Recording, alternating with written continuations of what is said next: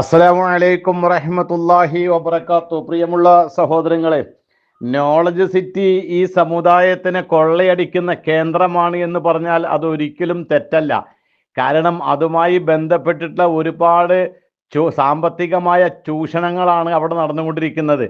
സാധാരണക്കാരായ ജനങ്ങളെ വഞ്ചിക്കുക, ഇസ്ലാമിൻ്റെ പേരും പറഞ്ഞ് തിന്നുക എന്നുള്ള ആ ഒരു തൊഴിലാക്കി മാറ്റുന്ന ഒരു കേന്ദ്രത്തിൻ്റെ പേരാണ് നോളജ് സിറ്റി എന്നുള്ളത്. പറയാനുള്ളത് കൃത്യമായിട്ട് പറയുന്നെ ചെയ്യും.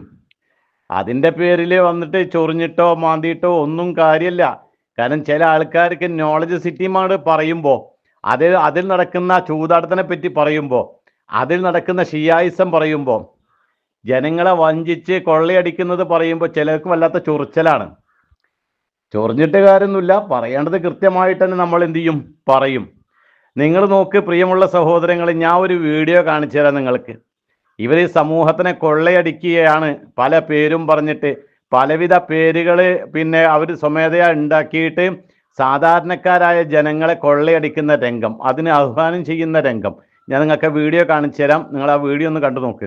അബ്ദുൽ ലത്തീഫ് സഖാഫി ഇന്നിവിടെ പ്രഖ്യാപിക്കാൻ പോകുന്നത് 14 ശുഹദാക്കളായതുകൊണ്ട് 14 ആളുകളെ സ്മരിച്ചുകൊണ്ട് എല്ലാ വെള്ളിയാഴ്ചയും മദനീയം കുടുംബങ്ങൾ 14 രൂപ മഹബത്തിന്റെ ഇടമായ ജാമിഉൽ ഫുതൂഹിലേക്ക് കൊടുക്കുന്ന സ്വദഖത്തുൽ ജുമയിൽ അംഗമാവുക എന്നതാണ്. അതിനൊരർത്ഥമുണ്ട്, അൽഹംദുലില്ലാഹ്.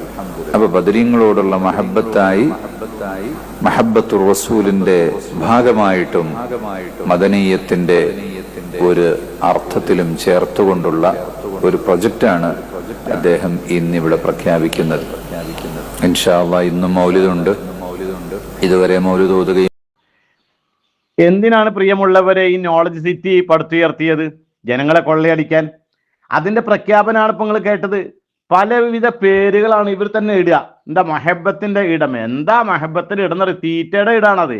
മഹബത്തിന്റെ ഇടം, അതുപോലെ തന്നെ സ്വദഖത്തുൽ ജുമുഅ, അതേപോലെ തന്നെ പിന്നെന്താണ് ആ മുഹബ്ബത്തുർ റസൂൽ, എന്തൊക്കെ പറഞ്ഞിട്ടാണെന്നറിയോ ഇവര് പേരിട്ടിട്ട് 14 പേരുടെ ശുഹദാക്കളെ, ബദർ ഷഹീദായ ആ ബദരീങ്ങള് അത് 14 പേരാണല്ലോ. അത് ചുരുങ്ങിപ്പോയി, ഇവരെ സംബന്ധിച്ച് ചുരുങ്ങിയത് വലിയ മോശമായി പോയി. കാരണം അത്രയ്ക്ക് 14 ഉറുപ്പ്യല്ലേ പിരിക്കാൻ പറ്റുള്ളൂ. ഒരു കാലഘട്ടത്തിൽ 313 വെച്ച് പിരിച്ചിരുന്നു ഓരോരുത്തർക്കും. ഇതിപ്പോൾ എല്ലാ വെള്ളിയാഴ്ചയും 14 മദനീയം എന്ന പേര്, മഹബത്തിന്റെ ഇടം എന്നുള്ള പേര്, സ്വദഖത്തുൽ ജുമുഅ എന്നുള്ള പേര്, അതിലൊക്കെ അർത്ഥം ഉണ്ടെന്നാ പറയണേ. പിന്നെ അർത്ഥം ഇല്ലാണ്ടിരിക്കുമോ? തിന്നാൻ കിട്ടിയാൽ പിന്നെ ഇപ്പൊ അത് നല്ല അർത്ഥമാണല്ലോ. വയറും പോക്കറ്റും എന്തായാലും നിറയണം, അതാണല്ലോ ഇപ്പോൾ ലക്ഷ്യം. അല്ലാതെ നിങ്ങൾക്ക് ഈ ബദരീങ്ങളെ പിടിക്കാനും അവരെ പേരിൽ പിരിവെടുക്കാനൊന്നും യാതൊരു അർഹതല്ല. കാരണം ബദരീങ്ങളെ വിശ്വാസം വേറെയാണ്. ആ സമയത്ത് ഇപ്പുറത്തുള്ളവരെ പിടിച്ചോളി, 70 പേരുണ്ട്. അപ്പൊ 70 ഉറുപ്പ്യ വെച്ച് പിരിക്കാലോ. കാരണം അവരാശയം തന്നെ നിങ്ങൾക്കുള്ളത്.